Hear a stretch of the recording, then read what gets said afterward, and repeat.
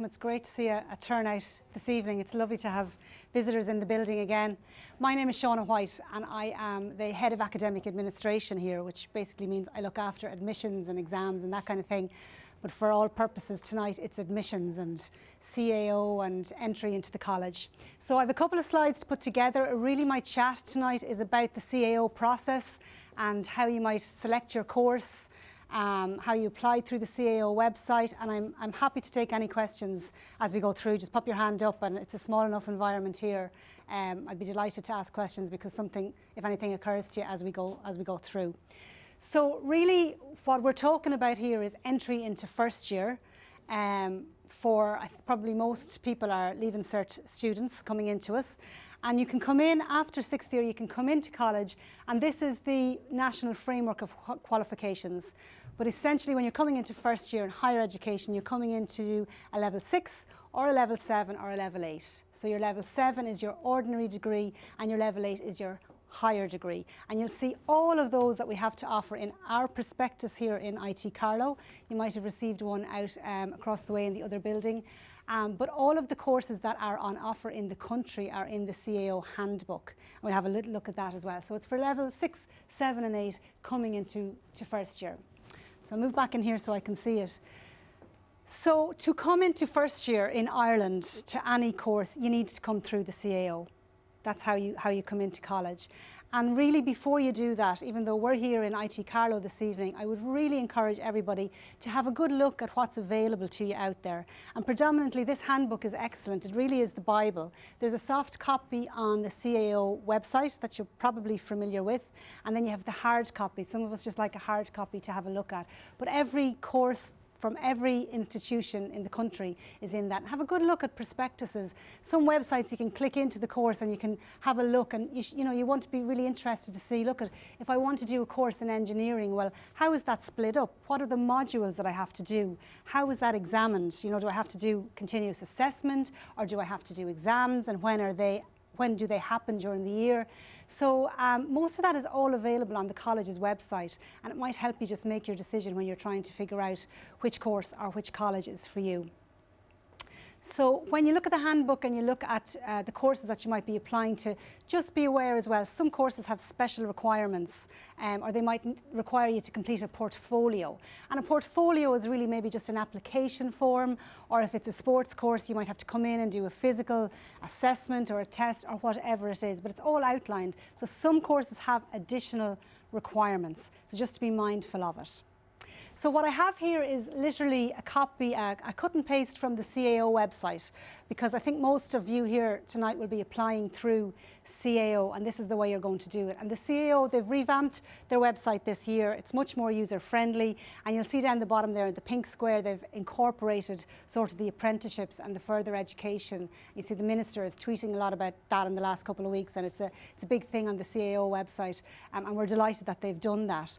But really, when you click on to CAO.ie, this is the page that you're going to come up with. And the really important thing for tonight is today is actually the deadline, or tomorrow. If you haven't yet made your CAO application, it's €30 up until 5 o'clock tomorrow to get in on the website and make that application.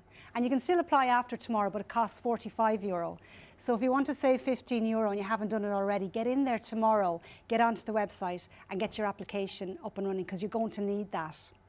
And when you see all these boxes down the bottom here, the green one there is for applicants. When you click on that, there's a whole lot of information under there. They have guides and they have demos.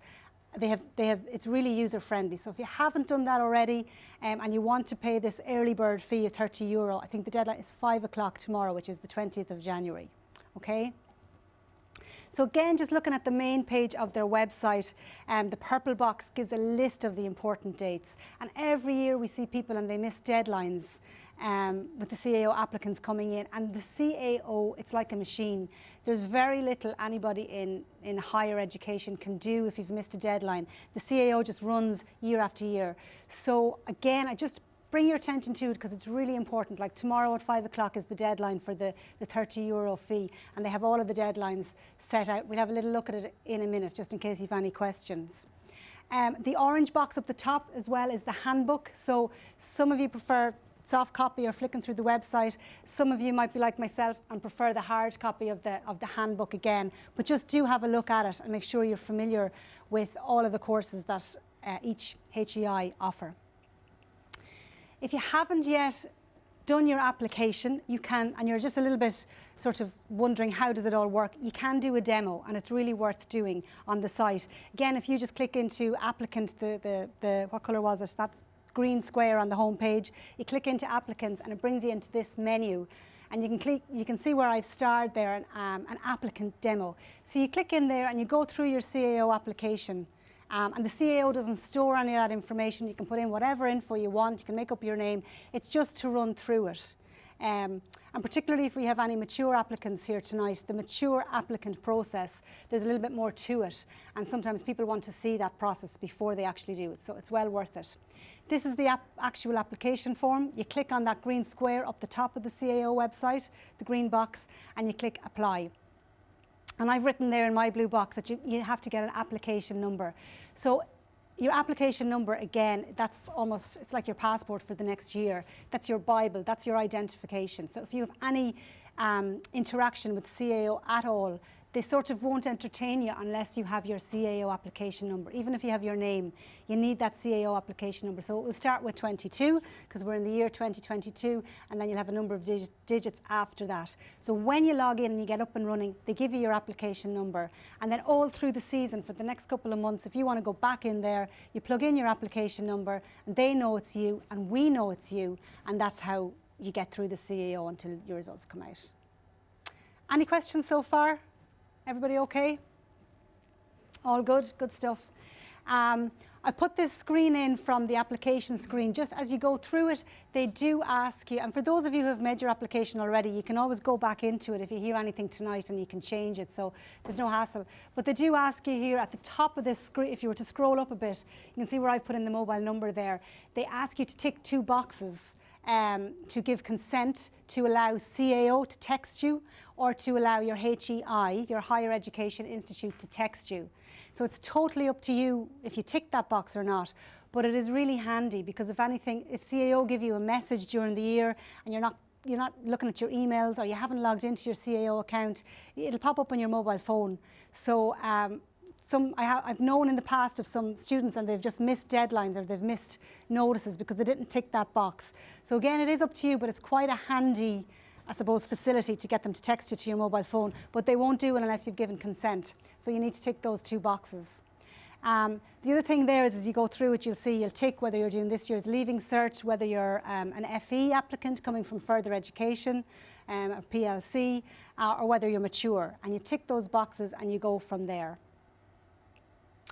As a mature applicant, if you tick that box, it's important if you want to be considered. So when we get to the rounds of offers, most of you are Leaving Certs and you won't get your offer until August time when the results come through. But there are 2 previous rounds of offers to that.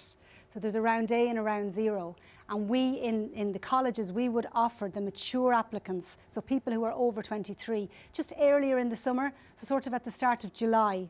So that's the reason for ticking that box. If you want to be assessed as a mature applicant, you get your offer earlier in the summer. And a FETAC applicant might get an offer as well, just earlier. There are different rounds of offers. So by the time we come to what you know as round 1, the big one, in August, we've already done 2 previous rounds of offers, and that would include mature applicants. It is worth pointing out that when you get to this stage in your CAO application, you actually have to put in choices for all of your level 8 courses and all of your level 6, 7. So we call a level 8 as an honours degree. It's usually 4 years, and it's called an honours degree if you come in and you do 4 years. If you come in and it's usually 3 years, and that's an ordinary degree. And for anybody who was sort of, back in my time when I was in college, it was called a diploma, whereas now the diplomas are gone. It was diplomas and degrees. Now the diplomas are gone. You've got a level 7 degree, which is 3 years usually, and a level 8 degree, which is an honours degree, and it's usually 4 years. So the level 8s go in on one side, and the level 7, 6s go in on another side, and you've got up to 10 choices on each. So you can go in there and put down 10 level 8 courses that you're interested in an order. And then you can put in another 10 level 7, 6s. So you can put in 20 programs or courses that you're interested in, which is quite a lot. So yeah, the order of preference. So this is quite an important slide. Because every year I see it. It's really important that when you're making those program choices, you put them in the order that you want to be offered, not in the order you think you're going to get. So if you think, oh my God, I would love engineering and IT Carlow, but the points are too high, so I don't think I'm going to get it. So I'll put that down as my third choice, and I probably will get a business course because the points are much lower. I'll put that down as my first. And you're trying to sort of weigh it up as to what you're going to get offer. It doesn't work. It doesn't work for you because CAO will offer you the course based on your points. If you have 300 points and your course number 3 is 300 points, they'll offer you that. But in a subsequent round, so that's round 1 when your Leaving Cert results come out, there's round 2, 3, 4, it goes all the way up to 9. So this is where you hear of people getting their offers in round 2 and round 3. CAO will move up your list, but they will never move down, if you know what I mean. So if you have a course and it's your third preference, you might get your second preference if the points go up or down in the next round. You might even get your first. But if you're happy with your third, they'll never offer you below that. Does that make sense? So sometimes in a subsequent round, you can be lucky enough to get a course because the points might change or people might defer that offer and they're not taking them up. So I suppose what I'm really trying to explain is you need to put them in the order that you want them. I really want that course.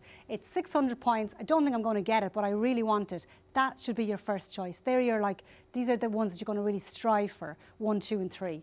And 4, 5, and 6 might be the ones, yeah, I think I'm going to get them and I'll be quite happy if I get them. And 7, 8, and 9 might be your banker, as we call them, banker choices. If I don't get my middle choice, would I be happy to take a level 6 maybe and work my way up to a level 8? And they go in there at the bottom. So CAO will come along and they'll offer you whatever is at your points range when you get your results. But they might, and if that's 3 or 4, you might get 2 and 1. You can work your way up your list. But every year, unfortunately, I see students and they've come and they've put, let's say they've put UL down as number 3. And then they decided, actually, Carlow was number 4, but I actually have changed my mind. I really want number 4. There is absolutely nothing we can do for you at that stage. If Carlow was at number 2, we might be able to do something for you if the points fluctuate or if there's room or whatever. But if what you really want is a lower preference, there isn't anything that either the CAO or the colleges can do. So look, I'm labouring the point, but the most important thing to do is to put down what you want and put them in the right order and fill out all of your level 8s and fill out all your 7, 6s. You've got 20 choices there. Make sure you fill them all out. Does that make sense? Yeah. Can we offer level 8 and level 6? Yes, that's a good question. You can be offered 2. So you have your level 8 menu if you like and your level 7 menu, and yeah, it's very likely that you will be offered 2, but you can only accept 1. Yeah. And if you accept 1, if the offers go out today and it's round 1 and you get an offer and you've accepted it, and next week it's round 2 and actually you get a higher preference offer, you can accept that at that time. You can accept in a subsequent round.